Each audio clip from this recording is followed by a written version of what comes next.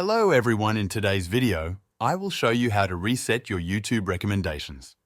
If you are seeing videos in your YouTube feed that you are not interested in, resetting your recommendations can help. Let's go through the steps together. The first step is to open your web browser and go to YouTube. Make sure you are signed in to your account.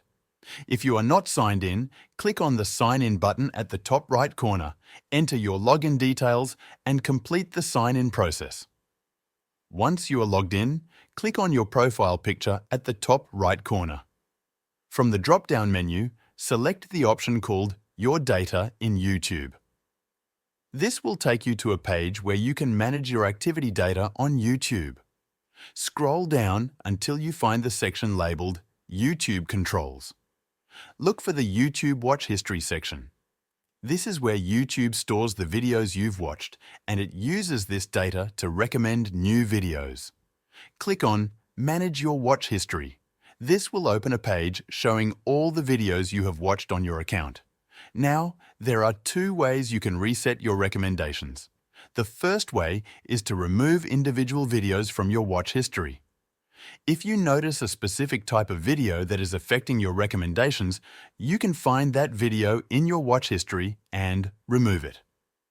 Simply click the X next to the video and it will be deleted from your history. The second method is to clear your entire watch history. This will have a bigger impact on your recommendations. To do this, click on the Delete button. You will see options to delete videos watched today, videos watched within a custom date range, or all videos watched on your account.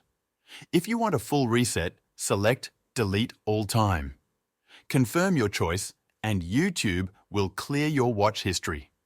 After you clear your watch history, your activity page will show no history, and your recommendations will start fresh. Keep in mind that as you watch more videos, YouTube will begin creating new recommendations based on your viewing habits. That's it. Thank you for watching, and I'll see you in the next video.